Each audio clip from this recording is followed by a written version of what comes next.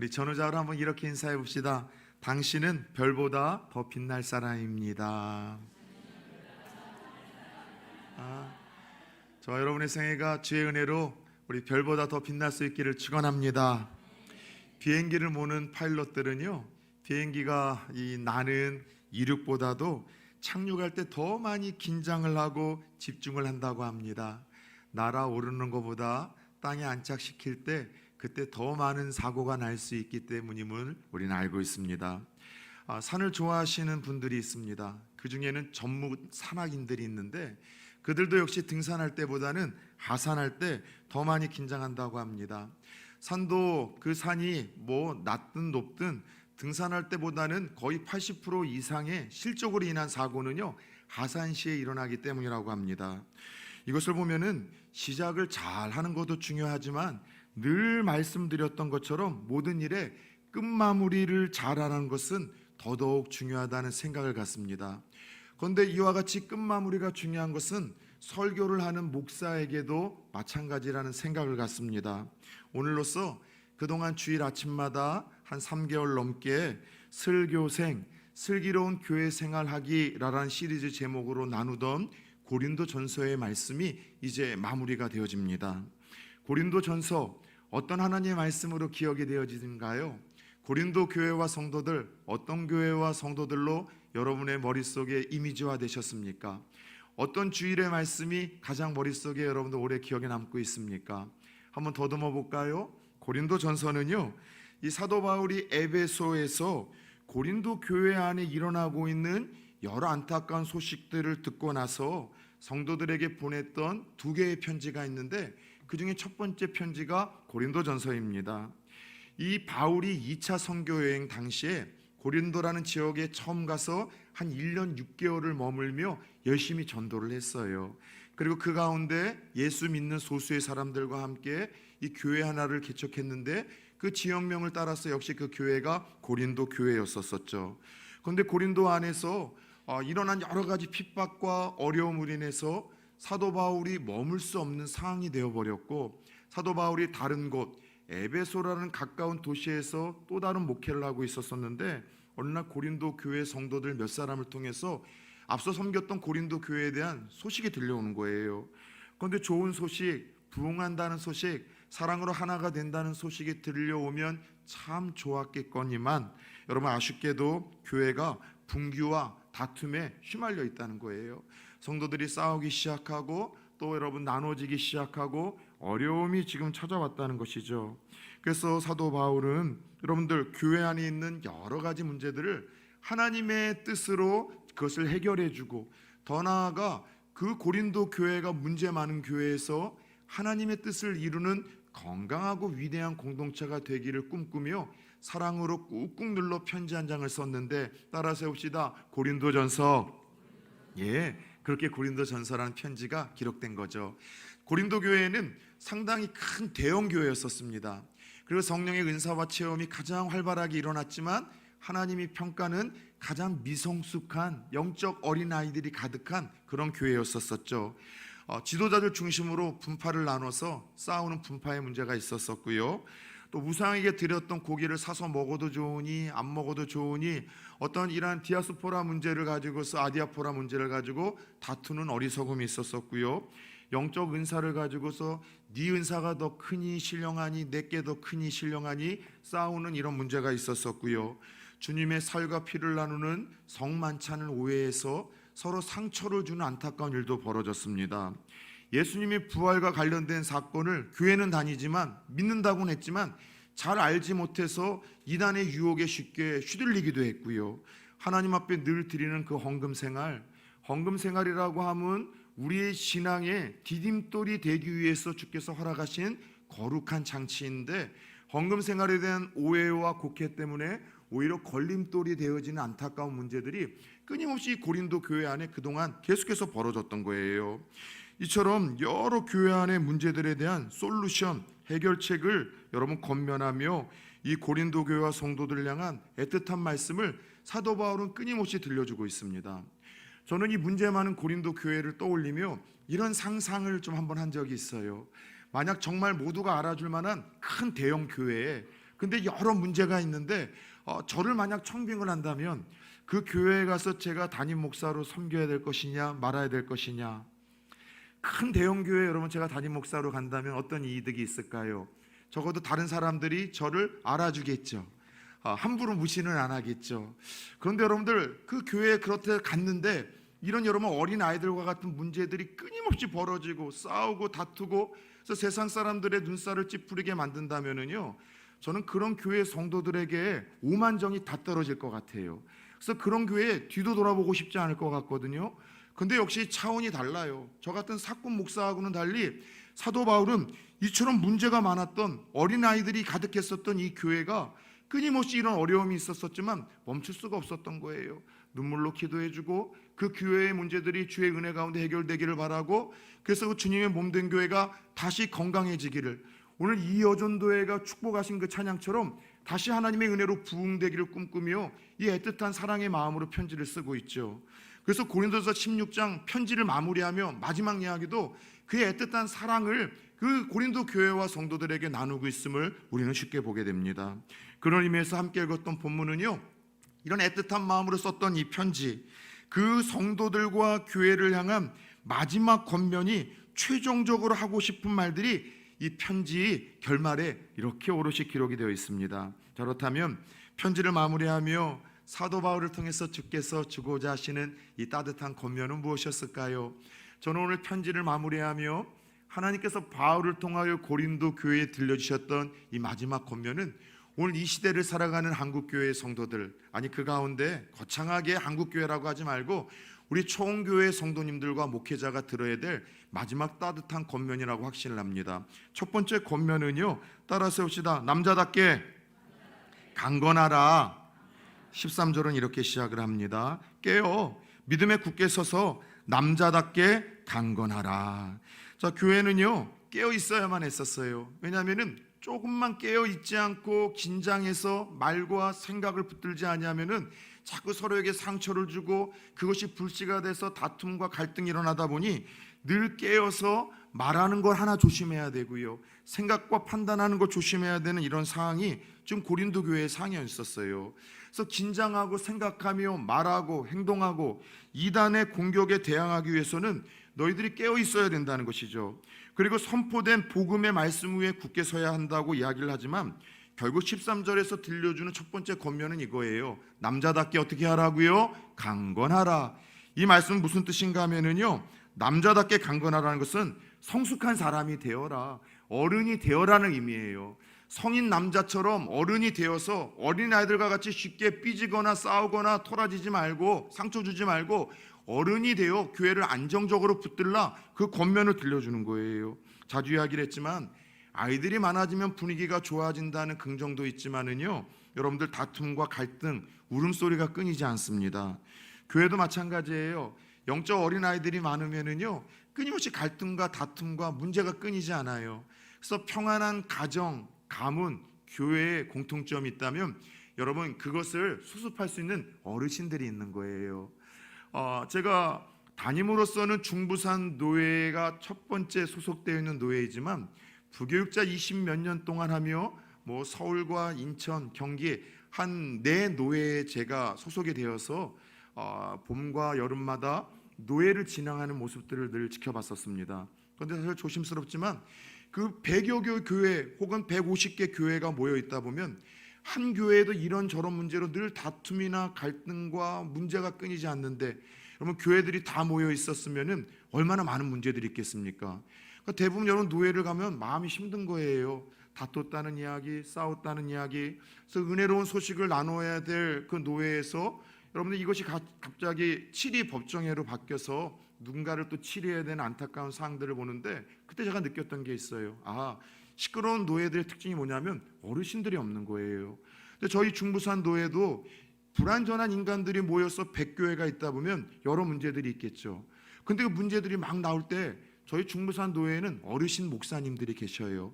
그냥 오랫동안 목회하신 것만이 아니라 성도들에게 존경을 받고 다른 젊은 목회자들에게 존경을 받는 어르신들이 나와서 성경적인 말, 예수님의 뜻을 알려주면 모두가 순종하며 그 마음들이 다 누그러지는 거예요. 교회도 마찬가지예요. 다툼과 분란이 일어나지만 정말 어르신들, 장로님들께서 이게 내가 부족해서 그렇습니다, 목사가 성도 탓하지 않고 내가 부족해서 그렇다라고 금식하며 기도원에서 눈물로 나아가잖아요. 교회가 평안한 거예요. 따라서 오늘 사도 바울이 무엇보다 문제가 많았던 이 교회에 마지막 편지를 결말하면서 주셨던 첫 번째 권면은 너희들이 성숙한 이가 좀 되라는 거예요. 어른이 좀 되어서 그 교회를, 공동체를 평안하게 만들어주는, 품어주고 이해해주고 끌어안아주는 그런 성도가 되려는 이 마지막 권면을 드리는 거죠. 어른이 되기 위해서는 어느 한 목사님 오셔서 우리 헌신 예배 때 주셨던 말씀처럼 우리 세 가지만 버립시다. 따라서 해봅시다. 쓰리지를 버리라. 기억하시죠? 따라서 한번 해볼까요? 따지지 말고, 삐지지 말고, 싸우지 말라. 좀 여러분 싸우지 마세요. 다투지 마세요. 그리고 여러분 삐지지 좀 마세요. 또 싸우고 삐지고 나서는 왜 자기들끼리 싸우고 맨날 결말은 그거예요. 나 교회 안 나가, 나 그거 안 나가. 그래서 제발 여러분 삐지지 말고, 여러분들 다투지 말고, 그리고 여러분 빠지지 말고, 쓰리지만 버려도 성숙한 이가 되는데 전호자로 한 번만 이렇게 이야기합시다. 어른이 됩시다. 서로 우리 부산 총교회는 어른들이 많아지기를 축원합니다. 이게 남자답게 강건하라는 첫 번째 권면의 여러분 의미입니다. 두 번째, 교회와 성도들을 향한 마지막 권면은요 14절인데요 너희 모든 일을 사랑으로 행하라. 모든 일을 사랑으로 행할 것을 두 번째 권면으로 줍니다. 왜냐하면 사실 분열의 문제, 만찬의 문제, 은사의 문제는요 이게 사랑으로 접근하면 다 해결해질 수 있는 문제인데, 교리로 접근하고 뭔가 여러분 인간적인 생각으로 접근을 하고 손익을 따지면서 여러분 접근하다 보니까 이 문제가 해결이 안 되는 거예요. 가끔가다 그런 이들이 있어요. 부흥을 꿈꾼다고 이야기를 하고 부흥을 추구한다면서 비성경적인 것들을 자꾸 가르치거나 따르게끔 만드는 이들이 있습니다. 여러분들, 성경적인 원리는 이런 것입니다. 성경을 읽기 위해서 초를 훔쳐서는 안 된다는 거예요. 부흥을 하든 큰 일을 하든 위대한 일을 하든 많은 일을 하든 다 그 모든 일들이 성경적으로 하나님의 뜻대로 예수 그리스도의 여러분 가르쳐 주신 대로 따라야 되는 것이 교회의 여러분들 슬기로운 여러분 이것이 존재 방식이라는 것이죠.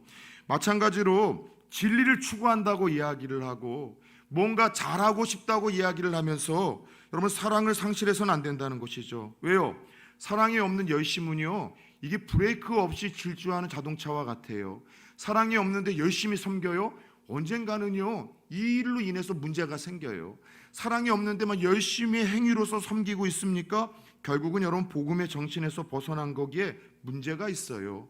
그래서 사도 바울은 그 앞선 사랑장 고린도전서 13장에서도 뭐라고 결말을 내려주셨습니까? 믿음도 중요하고 소망도 중요하지만 따라서 그 중에 제일은 뭐라고요? 예, 사랑이라고 이야기를 하셨어요. 여러분들, 교회의 존재 이유이자 목적 바로 사랑입니다. 사랑은요 교회의 동기이자 과정이자 목적까지 포함이 되어져요.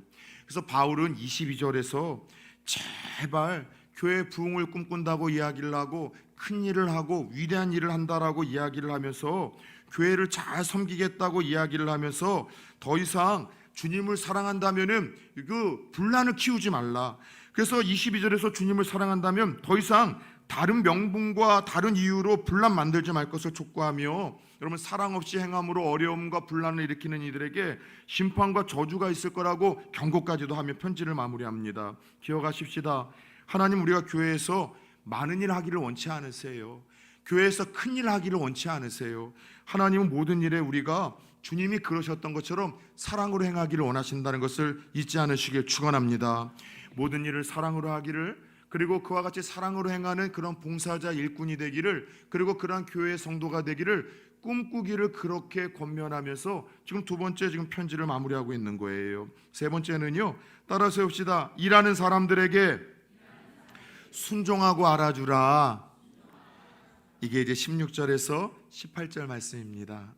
독특하게도 저희 교회에는 국악계에서 일하시는 분들은 좀 없는 것 같아요. 혹시 있는데 제가 놓쳤는가요? 근데 국악계에서, 판소리계에서는 상식처럼 통하는 이야기 하나가 있습니다. 이게 뭐냐면 명창은, 따라서 해봅시다, 규명창이가 만든다. 명창이라고 들어보셨어요? 노래 잘하는 사람들 있잖아요. 끝내주게 기깔나게 노래 잘하는 사람들은 자신의 노력과 재능으로 만들어지는 것이 아니라 규명창의가 있어야 명창은 만들어진대요. 규명창의가 뭔지 아세요? 얼쑤 잘한다. 그렇지. 아무렴. 막 판소리 가운데서 여러분 북두 치면서 옆에서 흥겹게 그 소리를 집중해서 듣고 제때 반응해주고 격려해주는 사람, 그래서 고무한다고 하는데 이것이 여러분 칭찬으로 해서 분위기를 업시켜준다는 거예요. 이 사람들이 바로 규명창인데, 그렇게 여러분 노래하는 사람이 노래할 때 그렇지 잘한다 최고다 끝내준다 이렇게 해서 격려하고 인정해주는 규명창의를 만날 때 진짜 명창이 여러분들 세워진다고 합니다. 성경적인 원리 아니겠습니까? 오늘 사도 바울도 마지막으로 그 이야기를 좀 하고 있는 거예요. 바울은 자신을 통해서 이 고린도 도시가 속해 있는 아가저 지역에 첫 번째 이 복음의 열매인 한 가정을 소개합니다. 처음으로 예수를 믿고 섬겼었던 스데바나라는 사람과 그의 가족들을 이 마지막 편지에서 좀 언급을 해요. 스데바나라는 사람은 이 바울이 고린도 교회에서 첫 번째 여러분 열매를 맺었었던 전도자였던 것 같아요. 이후 스데바나 집은 온 식구들과 더불어 복음에 헌신을 했고 아마도 자신의 집을 초창기에 예배 장소로 제공을 했고, 오늘 말씀을 보니까 자신이 가지고 있는 물질로 교회와 성도들과 목회자 사도 바울을 마음을 시원케 하며 정말 적극적으로 섬겼던 것 같습니다. 또 여러분 바울을 찾아가 그를 위로하고 그의 마음을 살폈는데 그만이 아니라 그 아버지의 모습을 보며 온 가족들이 자녀들이 그렇게 교회와 성도와 목회자에게 충성되었던 것이죠.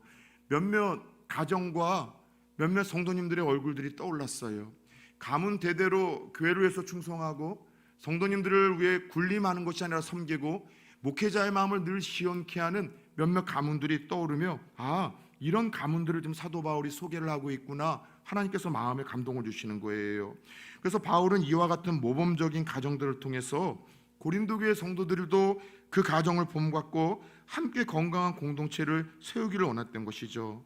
그래서 이처럼 교회를 위해서 충성하고 성도를 위해서 섬기고 목회자의 마음을 시원케 하는 이들을 따라 세웁시다. 순종하고 알아주라. 순종하라는 것은 협력하라는 거예요. 격려하고 알아주고 칭찬해 주므로 정말 이들에게 여러분 영적 규명창의 역할을 좀 너희들이 해달라고 지금 당부를 하는 것이죠. 한두 번 제가 언급을 한 예화입니다. 한 학교에서 교장 선생님이 아침 아이들 등교 시간에 교문 앞에 운동장이 더러웠기에 친히 여러분 쓰레기 봉투를 가지고서 청소를 하고 쓰레기를 줍고 계셨어요. 그런데 선생님과 아이들이 여러분 등교하는 그 시간에 교장 선생님 괜히 불편하니까 다른 데 보고 있을 때 후다닥 뛰어들어가는 애들이 있고 선생님들이 있었고요. 어떤 이들은 그래도 선생님 너무 수고 많으십니다. 부끄럽습니다. 감사합니다. 교장 선생님에게 감사의 마음을 전하고 지나간 선생님들과 아이들이 있었고요. 어떤 애들은 선생님 일로 와보라고, 여기도 쓰레기 있다고 저기도 쓰레기 있다고 막 지적질하면서 더 청소하라고 지적질하는 애들이 있었었고요. 어떤 선생님과 아이들은 그냥 가방을 잠깐 내려놓고 교장 선생님과 함께 쓰레기를 줍고 그렇게 시간이 되어 학교로 들어간 선생님과 아이들이 있었다고 합니다. 여러분들이 만약 그날 정말로 먼저 섬기려고 하는 순수하고 예쁜 마음으로 청소를 하던 교장 선생님이라고 상상해 봅시다. 어떤 학생과 선생님을 보며 그 학교의 앞날이 밝게라고 생각을 하시겠습니까? 어떤 아이들을 통해서 그 지역과 나라가 더 앞으로 밝아질 거라고 생각을 하며 더 열심히 섬겨야 되겠다는 힘을 얻겠습니까? 여러분, 그런데 조심스럽게 교회도 혹시 그렇지 않을까요? 교회는 저마다 주어진 상황이 다릅니다. 어떤 이들은 섬기고 싶어도 건강이 따르지 않고, 섬기고 싶어 세상에서 너무나 많은 사회적인 일들, 귀한 일들을 감당하다 보니까 교회에서 섬길 수 있는 시간적인 여유가 없고, 젊은 날 열심히 섬겼지만 나이가 드셔서 체력이 안 따르고 건강이 안 따라서 섬기지 못하시는 분들도 있어요. 저희 교회는 정말 저희 교회를 사랑하고 저를 너무 사랑하시는 가정이 있어요. 그런데 너무나 집이 멀기 때문에 늘 그것 때문에 안타까워하셔. 이 지리적인 거리 때문에 섬기지 못하시는 분들이 있어요. 그래서 중요한 건 이거예요. 열심히 내가 앞서 섬길 수 없는 사항들이 있을 때 내가 섬길 수 없다면 적어도 나 대신 앞서서 섬기는 사람들을 보면서 발목은 붙들지 말라는 거예요. 그들 알아주고 격려해주고 순종해주고 협력해줌으로 말미암아 그들이 더 힘있게 교회에서 섬길 수 있는 영적 명창들이 될 수 있도록 내가 할 수 없다면 그렇게 내 대신 하는 사람들을 바라보면서 영적 귀명창의 역할을 해야 되지 않냐라는 이야기를 들려주는 거예요. 초원교회는 그런 경우들 없을까요? 목회자가 무언가 하지 않아야 될 일들을 제 성향상 제가 앞서서 할 때가 있어요. 근데 목사는 당연히 그게 맞죠. 성도님들은 어떻습니까? 똑같이 여러분들 세상 일을 해야 되고 가정 일을 해야 되고 그 피곤하고 없는 시간을 따라 여러분 교회에 와서 주신 은사를 가지고 앞서 섬기시는 분들이 있어요. 근데 누군가가 끊임없이 여러분 지적질만 하는 거예요. 여기도 쓰레기 있는데 이거밖에 청소를 못하냐? 여기도 치울 게 있는데 이거밖에 못하고 있냐? 그리고 어떤 이들은요, 누군가 조용히 함께 순종을 하고 힘을 보태주고 격려해주고 칭찬해주는 이들이 있습니다. 교회는 어떤 이들을 통해서 건강해져가고 어떤 이들을 통해서 하나님의 뜻을 더 펼쳐갈 수 있겠습니까? 여러분, 오늘 사도 바울이 그 이야기를 세 번째 들려주는 거예요. 사랑 여러분들, 누군가 교회에서 열심히 섬기는데 이상한 말로 그 수고와 열심을 자짐시키고 시험 들게 하는 사람들이 여러분 있어요. 성령의 사람 아닙니다. 여러분들, 성령의 사람은 아니죠. 성숙한 사람도 아닙니다. 이런 이유로 수고하는 사람들 좀 알아주고 격려하여 더 아름답게 섬길 수 있도록 협력하라고 마지막 지금 유언과 같은 교훈을 하는 거예요. 그래요, 혹시 저와 여러분들이 앞서 섬길 수가 없다면, 내가 나이가 많이 들어서, 내가 혹시 건강이 안 따라서 세상 직장 일을 열심히 섬기는 가운데 그것이 또 사명이라 할 수 없다면, 여러분, 내가 집이 너무나 교회와 멀어서 할 수 없다면 나 대신 앞서 섬기는 누군가에게 순종해 주시고 격려해 주시고 협력해 주시는 영적 귀명창이들이 될 수 있기를 축복합니다. 그럴 때 교회가 건강해지고 하나님의 뜻을 이룰 수 있다는 거예요. 더 나아가 마지막으로 바울이 오늘 고린도 교회와 성도들을 향한 마지막 권면과 부탁은 따라 세웁시다. 거룩한 입맞춤으로 서로 문안하라. 우리 20절을 같이 한번 읽어볼까요? 시작. 모든 형제도 너희에게 문안하니 너희는 거룩하게 입맞춤으로 서로 문안하라. 아멘. 여러분, 우리 신앙의 성숙의 과정에서 서신서를 보면 아주 중요한 요소 하나가 있어요. 그게 바로 문안이라는 겁니다. 서신서를 보면은 처음과 끝은 거의 문안으로 여러분들 시작을 하고 마무리를 합니다. 여러분, 교회 생활, 슬기로운 교회 생활을 위해서 문안이라는 이 삶이 아주 중요한 건데, 문안이 뭡니까? 쉽게 얘기해서 사랑으로 서로 돌보는 건데, 사랑으로 돌보기 위해서는 관심을 가져야 되고, 관심을 갖고 신경 쓰기 위해서는 먼저 다가가 인사를 해야 되고 말 걸어주며 관계를 맺어야 되는 거예요. 쉽게 말하자면 문안이라는 것은 다른 것이 아니라 먼저 다가가서 말 걸어주는 거, 먼저 다가가서 인사해 주는 거, 먼저 다가가 요즘에 기도 제목 없느냐, 어떻게 살아가느냐 관심 가져주는 거, 돌보는 거, 이게 여러분 문안인데, 배려가 있을 때 가능하고 존중이 있을 때 가능하고 진짜 은혜가 있을 때 가능한 것이 이게 문안인 거예요. 신경 써주는 거예요. 중요한 건 내가 먼저 누군가에게 관심을 갖고 말 걸어주잖아요, 인사해 주잖아요, 신경 써주잖아요. 항상 그 사람들은요 존경을 받더라고요. 죄송합니다, 벌써 한 5교회를 섬겼었잖아요. 존경받는 분들이 계셔요. 은퇴쯤에, 또 그리고 여러분 돌아가시기 직전에. 어떤 분들인가 하면 교회에서 많은 일들을 평생 하셨던 분들이 존경을 받을 것 같지만 참 풀리지 않는 수수께끼는 그거예요. 나는 교회를 해서 이렇게 충성하고 평생 수고를 했다고 하는데 그분들의 주장과 달리 주위에 존경하는 사람들이 없는 거예요. 또 어떤 분들은 너무나 평생 바쁘셔서 교회 일은 조금 등한시했지만 나이가 들어가시면서 젊은 세대며 함께 여러분 또 신앙을 공유했던 같은 세대이며 다 존경을 하는데, 부자들의 특징이 뭐냐면 바로 이런 마음을 가지고 있어요. 예수님처럼 먼저 다가가서 인사하고, 먼저 다가가서 말 걸어주고, 먼저 다가가서 관심을 가져주고 신경 써주고, 그리고 그 마음과 사랑을 느끼게 해주시는 분들이 나이가 들어가면 들어갈수록 세대를 아울러서 사랑과 존경을 받기 시작을 하더라는 것이죠. 지난 금요일날 토요일날 1박 2일 동안 우리 제자반과 조금 이른 졸업여행을 다녀왔습니다. 왜냐하면은 우리 임지영 자매가 이제 최종 마지막 3차까지도 다 이제 돼서 오늘 저녁에 이제 서울로 올라가서 10주 동안 이제 연수 기간을 가져요. 그래도 다행인 건 다시 내려올 겁니다.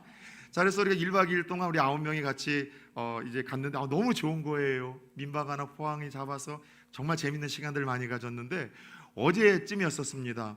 포항에 진짜 경치가 좋은 아주 이국적인 곳에 우리가 가서 여러 체험을 하는데, 거기 1층에 가족들이 많이 오다 보니까 독특한 놀이 문화 공간이 있는데 뭐냐면 팽이 의자를 큰 거를 많이 뒀어요.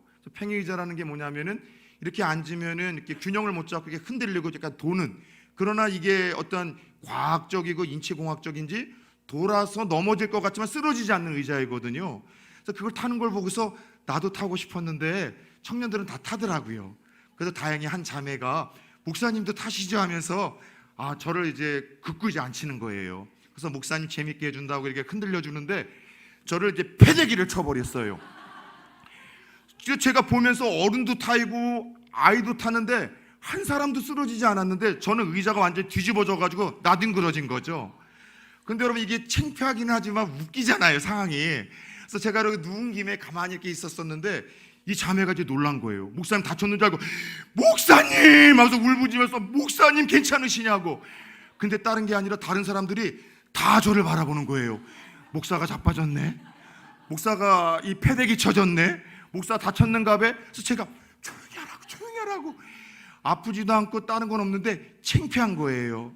그런데 이 자매는 너무나 미안해하고 또 미안해하는데 돌아와서도 너무 유쾌하고 즐거운 거예요. 왜냐하면은 목사님 거기 앉아보라고 한 것도 목사님 잠깐 쉬게 하고 싶은 그 마음을 평상시에 제가 알았기에 저를 여러분 돌려주고 하려고 했던 것도 힘이 좀 세서 좀 저를 패대기는 쳤지만 이야기합시다. 1부 때 얘기했더니 다 알아내시더라고요. 윤찬미 자매예요, 윤찬미 자매.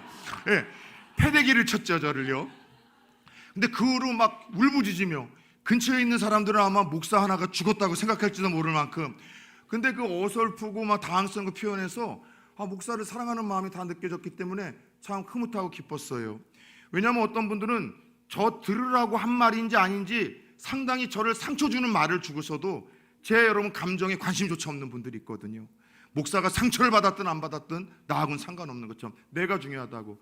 그러나 목사님을 위해서 애꼈지만 혹시 목사님 나를 위해서 상처를 받았을지 않았을까 싶어서 관심 갖는 그 모습을 보면서 너무나 마음이 따뜻하게 느껴진 거예요. 목사로서 어떤 생각을 가졌을까요? 내가 이들을 더 군림해서 내 밑에 수하해둬야 됐다는 생각을 가졌을까요? 예수님처럼 더 잘 섬겨야 되겠다, 더 축복해야 되겠다, 더 사랑해야 되겠다, 그런 순수하고 뜨거운 마음을 갖게 하더라는 것이죠. 이게 문안의 유익과 축복이라는 거예요.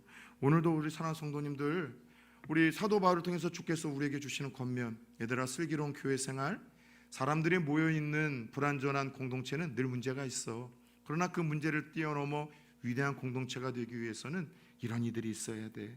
남자답게 성숙하고 어른스러운 이가 있어야 되고, 모든 일을 사랑을 최우선으로 둬야 되는 이들이 있어야 되고, 내가 할 수 없다면 하는 이들에게 이상한 말로 상처 주는 것이 아니라 격려하고 위로하는 영적 규명창의가 있어야 되고, 그리고 내가 먼저 다가가 관심 갖고 인사해주고 말 걸어주고 신경 써주고, 그래서 따뜻한 사랑을 느끼게 해주는 이들이 있을 때 나도 슬기로운 교회 생활을 하면 내 영혼도 살지만 다른 이도 살리고 주님의 몸된 교회를 건강하게 만들 수 있는 것 아니냐.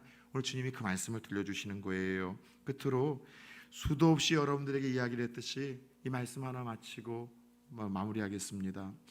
예수님은요 먼저 이처럼 어른스럽게 품어주셨어요. 그리고 모든 일을 사랑으로 그분은 시작하시고 사랑으로 마무리를 하셨죠. 더 나아가 예수님은 사람들을 알아줬어요. 나다나엘 같은 경우는 그 마음에 악하고 선한 것이 없다고 알아주셨고, 누군가서 웃었던 한 여인의 그 헌신을 알아주셨고 섬김을 알아주셨었죠. 그리고 예수님은 항상 먼저 사회적으로 손가락질을 받는 이들에게 다가가셔서 말 걸어주시고 그들에게 신경을 써주셨어요. 신앙생활이 무엇입니까? 믿음생활 무엇입니까? 다시 한번 정리해 볼까요? 예수 만나야 신앙생활을 시작해요. 죄송하지만 어르신들 중에 혹시 예수 만나지 않고 만났다는 척을 하시는 건지 만난 착각을 하시는지, 제가 볼 때 예수 안 만나신 분들이 더러 여러분 이전 교회를 보면 있어요. 근데 자기들은 만났다고 착각을 해요. 예수를 만났으면 그렇게 나이 들어갈 수 없습니다. 여러분 예수를 만남으로 우리 신앙생활이 시작되는데 만나지 않으면 종교생활이 시작되는 거예요. 부산 초원교회 성도님들, 여러분들 나이가 들어가실수록 초원교회 성도님들은 예수 만난 척을 하시거나 예수 만난 착각을 하지 마시고 오래 교회 다니시고 시간이 흘러내가 어떤 직분을 받고 은퇴를 하면 예수 만났다라고 착각을 하는데, 여러분 착각하시면 안 돼요. 예수 만나셔야 존경을 받고 예수 만나야 칭찬받고 예수 만나야 천국과 구원 가는 줄 믿습니다. 두 번째 신앙생활은 예수 닮아가는 거예요. 예수 따라가는 거예요. 내가 다 온전히 따라가고 닮아갈 수는 없지만 예수님처럼 생각하려고 하고 예수님처럼 말하려고 하고 예수님이 중요하다고 이야기했던 거 흉내내고 쫓아가는 것, 이게 신앙생활인 거예요. 오늘 예수님께서 먼저 어른이 되어주셨던 것처럼, 모든 일을 사랑으로 행하셨던 것처럼, 또 수고하고 애쓰는 사람들을 알아주셨던 것처럼, 그리고 서로 먼저 관심 가지시고 다가가셔서 말 걸어주셨던 것처럼, 저와 여러분들이 그럼 예수님 흉내냄으로 말미암아 사람들이 모여있는 초원교회도 문제가 일어날 수 있지만 우리 또한 문제를 넘어 건강한 공동체로 쓰임받을 수 있는 초원교회가 될 수 있기를 축원합니다. 저는 초원교회가 교회다운 교회가 되기를 축복합니다. 교회다운 교회가 되기 위해서는 성도가 성도다워야 된다는 것을 잊지 마시기를 축원합니다.